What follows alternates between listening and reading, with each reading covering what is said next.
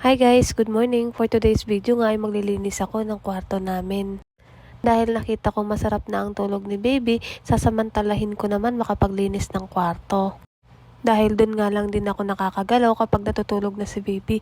Minsan kasi dahil sobrang puyat ako sa gabi, nasasabayan ko siya kaya natatambakan ako ng gawain.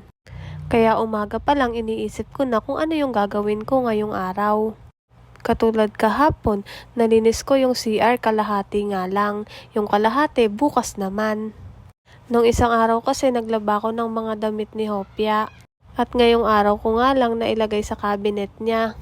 Ngayong araw nga din dumating na yung mga stocks ni baby. Mga diaper, baby wipes at cotton buds. Sunod-sunod nga dumating yung stocks niya at medyo naparami yata. Kasi ba naman 2 beses ako nag-order, 2 beses din kinancel ni seller. Tinatimingan ko nga din magsilang Lazada at Shopee at doon na rin ako nakakapag-add to cart ng mga diaper at stocks ni baby. Kasi ba naman kung hindi siya nakasale, napakamahal din talaga. Sobrang laking tulong na din kasi kapag nag-sale yung diaper at baby wipes ni baby. Malapit na nga din ako matapos dyan.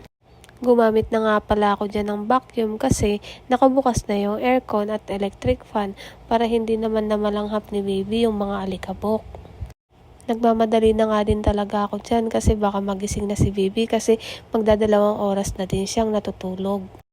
Kaya sabi ko sana man lang matapos ko lahat ng paglilinis ko sa kwarto bago man lang siya magising. Ang saya nga sa pakiramdam kapag natapos mo lahat ng gagawin mo, sinabay ko na nga din dyan yung pagkain ko. Pero habang kumakain ako, napansin ko na gumagalaw na si baby at ayun na nga, nagising na siya. Hindi ko na naman mai-enjoy yung pagkain ko dahil may batang nangingialam. Pero okay na din yan, at least natapos ko yung mga dapat kong gawin. Hanggang dito na lang po, bye!